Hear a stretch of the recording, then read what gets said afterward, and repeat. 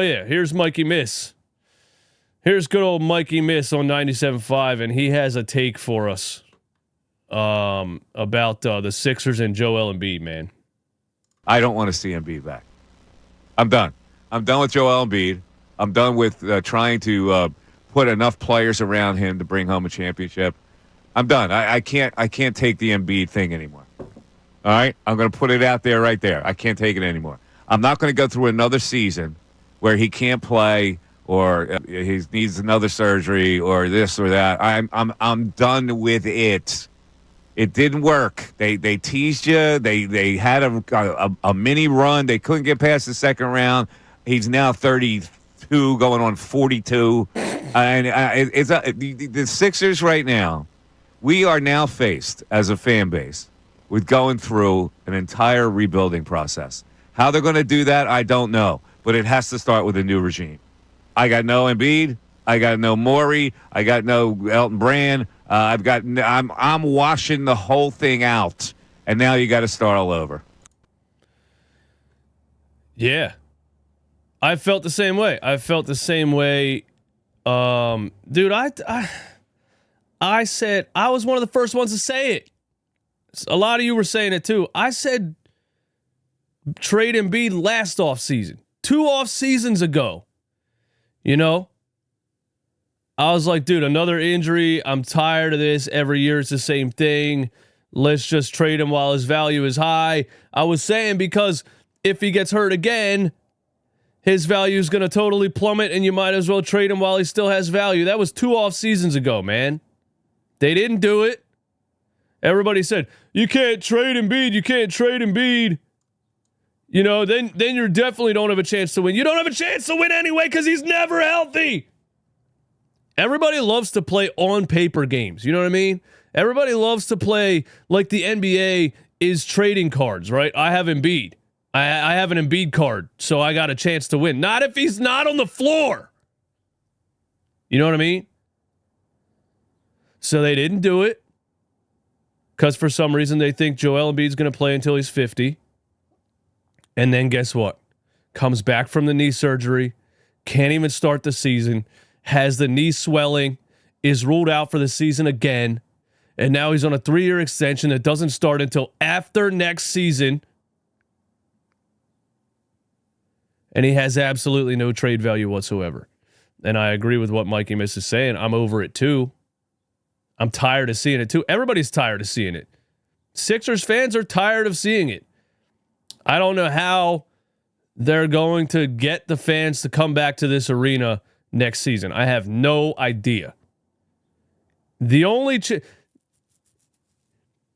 chance the Sixers ownership has of getting the fans to come back to the arena is getting lucky and landing Cooper Flagg. That's the only chance.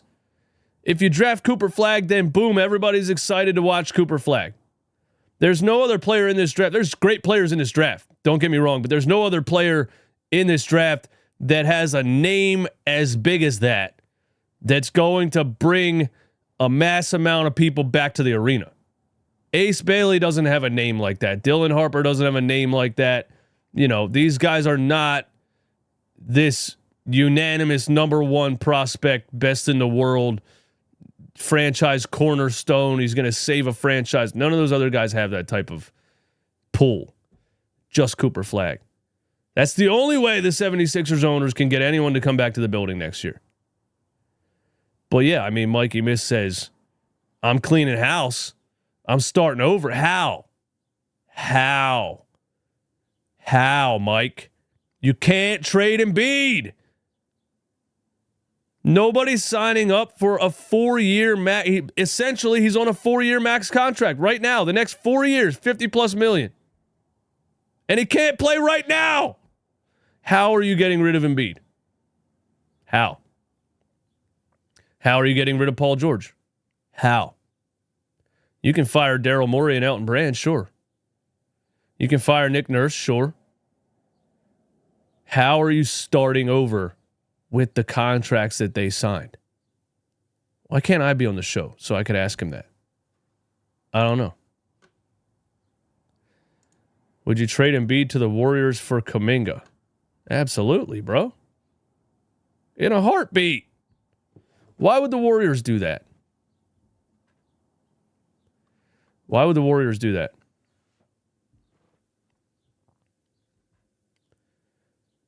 Za, you saw Joel Embiid play in the Olympics.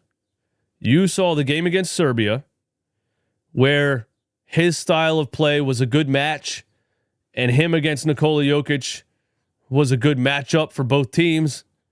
And Joel Embiid did what he did in that game against Jokic in Serbia and delivered the victory for the USA, or was a major part of delivering the victory for the USA. But you saw the very next game in the finals against France, a much faster game, and Steve Kerr could not put Joel Embiid on the floor because the speed of the play was too much. And to play Joel Embiid, everything has to circle around him, and you have to play this very slow, dumping in the post, 20 seconds for a two-pointer game when these teams are running up and down the court shooting threes. They didn't put him in. He had 7 minutes in that game, and he didn't play the entire second half. It's funny that you're talking about the Warriors and Steve Kerr. Why would they do that? The Warriors run up and down the floor playing Steph Curry ball, playing defense and shooting threes. That'd be a terrible trade for the Warriors, man. Plus, he won't even get on the floor anyway. What else, man? What else we got? NBA Central. Draymond Green is the current favorite to win Defensive Player of the Year. I don't know how I feel about Draymond Green, man. A player that you would love to have on your team, I feel like, but man, Did any of you guys watch that game last night? Rockets Warriors last night? Draymond Green is so close to punching somebody in the face. He is so close to punching somebody in the face in the middle of a basketball game. I don't know how the NBA toes the line with this Draymond Green thing, man, but he gets mad. He throws an elbow to the throat of Şengün and gets his first technical foul. Then a couple of plays later, he gets the ball in a backdoor cut, and Şengün is guarding him at the rim, and instead of going straight up with the ball, he goes elbow first right into Şengün's fucking nose, bro. Right. If you watched it in slow motion, he goes elbow first right into Şengün's grill and then lays it in. And then he's like, "What did I do?" And then the officials are like, you tried to kill the guy with your elbow. And then they go and review the play and they give him a flagrant 1, which isn't a technical foul, so he gets to stay in the game. But he was this close to an ejection because he basically intentionally elbowed Şengün in the face instead of just laying the ball in. He's a maniac, dude. Every time I watch him play, I'm like, this guy's about to fight somebody. And it feels like Steph Curry's sick of it every time you see it, too. Every time you see Draymond Green wild out like that, like Steph doesn't even say anything anymore. He just walks away. He's like, here we go, dude. A tie game. It was like 74-74 at the time. He's like, dude, it's a tie game, man. Tie game, fourth quarter. I don't know if it was 74 or 104. I don't remember. I remember a 4 for some reason. Tie game, fourth quarter, and here's Draymond having an episode again, man. But is he Defensive Player of the Year? I mean, I guess. I don't know. I'd probably give it to Dylan Brooks, honestly. Who's on the list? I would give it to somebody on the Rockets. I don't feel like Draymond Green is defensive juggernaut. Plays hard. I don't feel like he's a Defensive Player of the Year, though. We got a couple of super chats, man. Where are we at here? Philly for life. At least Morey drafts well.